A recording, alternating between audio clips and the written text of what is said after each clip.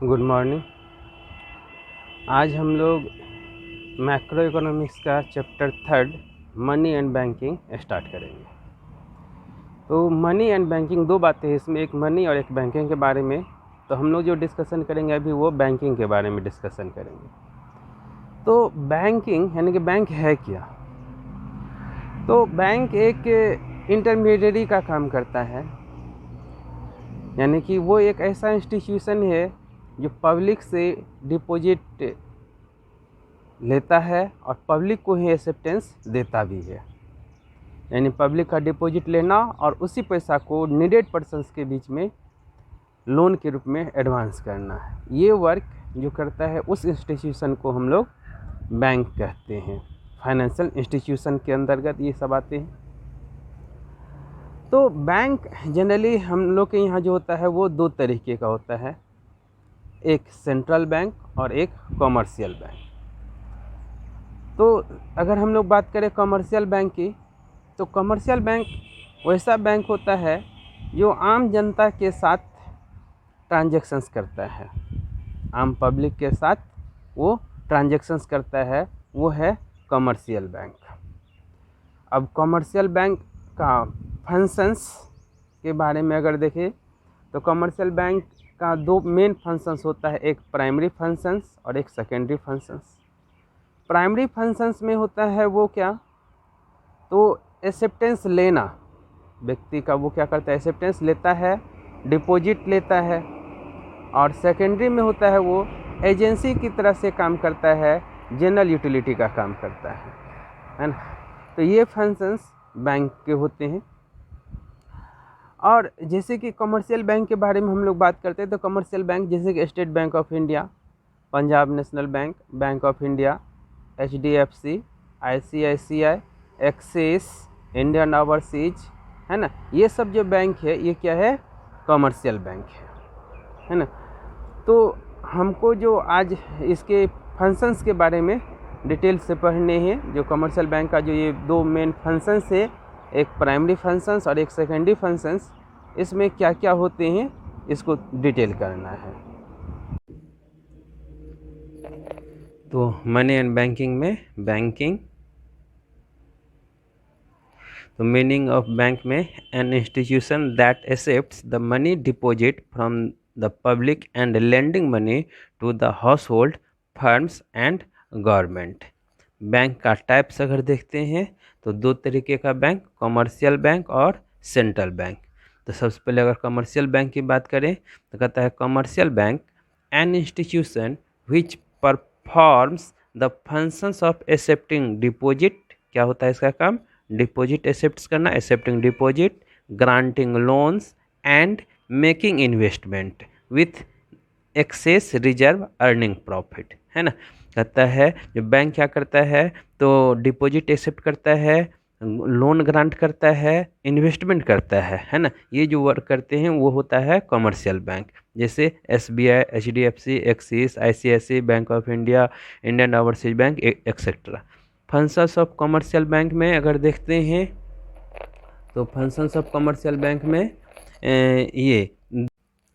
ये मेनली चार तरीके के फंक्शंस ऑफ कमर्शियल बैंक होते हैं। इसका दो है, एक है प्राइमरी फंक्शंस और एक है सेकेंडरी फंक्शंस। प्राइमरी फंक्शंस में दो, एक्सेप्टिंग डिपॉजिट और एडवांसिंग लोन्स, और सेकेंडरी में एजेंसी फंक्शंस और जनरल यूटिलिटी फंक्शन। ये चार फंक्शन होता है, लेकिन मेन वर्क जो होता है बैंक का वो होता है एक्सेप्टिंग डिपॉजिट और एडवांसिंग लोन। इसके अलावा ये वर्क करते हैं। तो चारों के बारे में हम लोग बारे बारे से स्टडी करते हैं। जो ये क्या होता है, तो सबसे पहले एक्सेप्टिंग डिपॉजिट।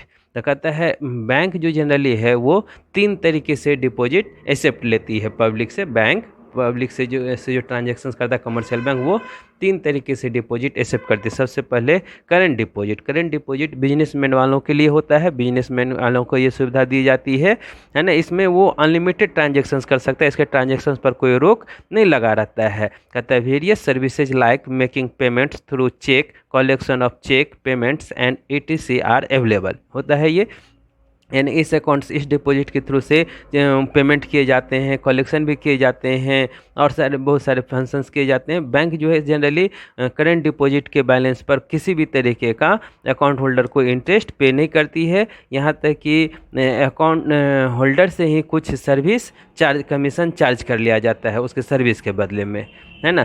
और उसके बाद second deposit saving deposits are payable on demand through cheque. ये हाउस होल्ड के लिए होता है। करंट डिपॉजिट बिजनेसमैन वालों के लिए होता है और सेविंग डिपॉजिट हाउस होल्ड वालों के लिए होता है। उसको सेविंग दैट मीन्स वो सेविंग की तरफ बढ़े, सेविंग करे, इसके लिए वो सेविंग डिपॉजिट किया जाता है। एक छोटी छोटी अमाउंट वो जमा करता है।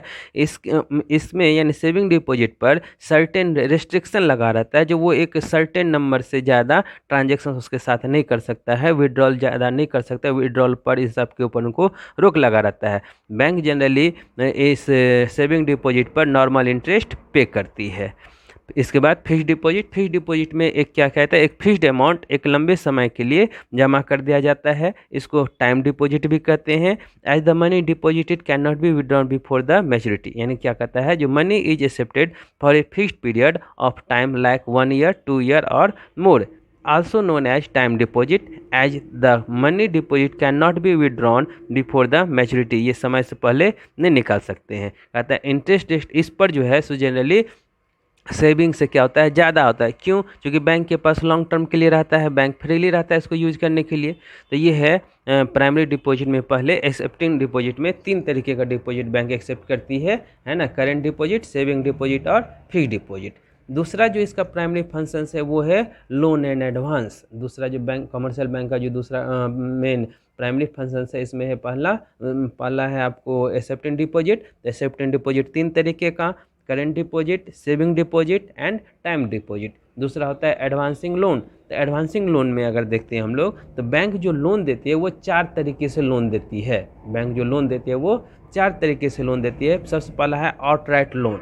आउटराइट लोन क्या होता है, जो एक फिक्स्ड पीरियड के लिए लोन दे दिया जाता है और इंटायर अमाउंट यानी जितना के लिए भी पब्लिक लोन लेता है जो पूरा अमाउंट उसको बोरो कर दिया जाता है, उसको दे दिया जाता है और पूरे अमाउंट पर बैंक इंटरेस्ट चार्ज करती है। यानी कि outright loans are available for a fixed period.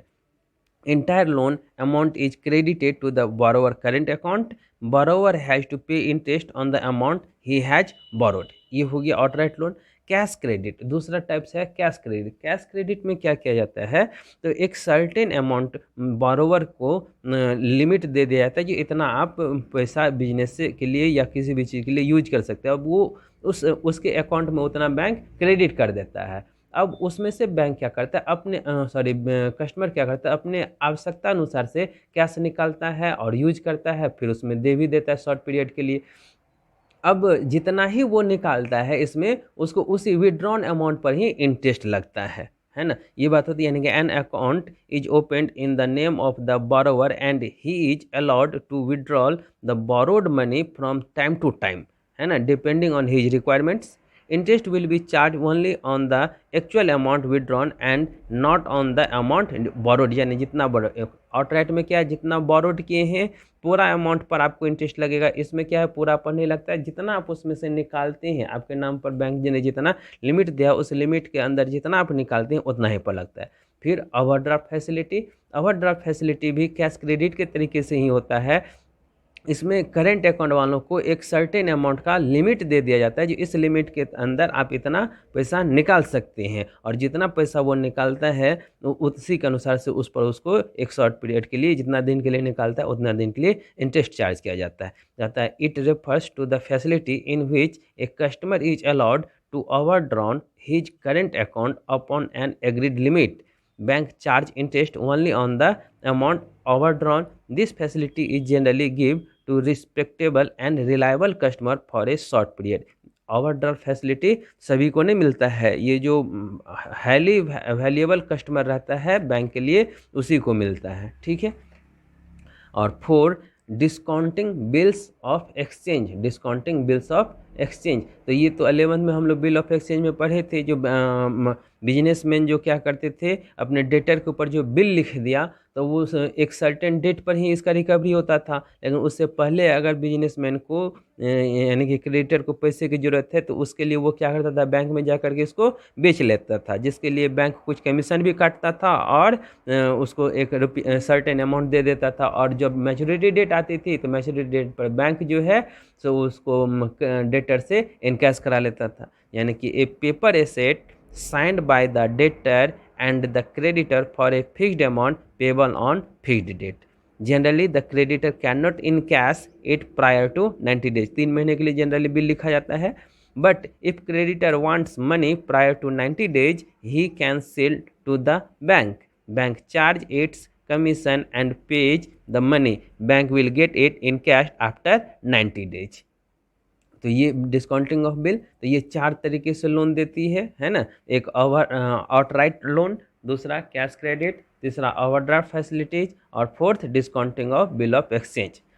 तो ये है mainly primary function. Secondary functions में आते हैं इसका क्या क्या, तो सेकेंडरी फंक्शंस में एक आता है एजेंसी फंक्शंस और एक आता है जनरल यूटिलिटी। तो एजेंसी फंक्शन यानी बैंक जो है सो एजेंट के तरीके से भी काम करता है। जैसे कि बैंक, हम लोग जब 11th में अकाउंट्स पढ़े थे तो बैंक रिकन्सिलेशन स्टेटमेंट, तो वहाँ पर देखे थे ना क्या हम लोग, जो बैंक जो है सो कस्टमर के बिहाफ में डिविडेंड कलेक्ट कर लेता है, बैंक जो है सो कस्टमर के बिहाफ में हाउस टैक्स पेड कर देता है, टैक्स पेड कर देता है, इंश्योरेंस पेड कर देता है, इन्वेस्टमेंट परचेज कर लेता है, कस्टमर को पेमेंट कर देता है, किसी से कुछ कलेक्ट कर लेता है। यानी कि ये एजेंट की तरीके से काम करता है और इसके बदले बैंक उस अकाउंट होल्डर पर कमीशन चार्ज करता है। ठीक है, तो ये हो गया एजेंसी फंक्शंस। जनरल यूटिलिटी यानी बैंक जनरल यूटिलिटी में क्या फंक्शंस करता है, तो ये क्या करता है, लॉकर फैसिलिटी प्रोवाइड करता है ना। बैंक क्या करता है, लॉकर फैसिलिटी यानी कि हम लोग गहने जेवर उसमें जमा करके रखते हैं, ट्रेवलर चेक देता है, गिफ्ट देता है, टैक्स असिस्टेंस का काम करता है, इन्वेस्टमेंट एडवाइस करता है ना। तो ये है जनरली आपको फंक्शंस ऑफ कमर्शियल बैंक। ये हम लोग देखें फंक्शंस ऑफ कमर्शियल बैंक। तो आज के लिए इतना ही, थैंक यू। आगे कल इसी को कंटिन्यू करेंगे।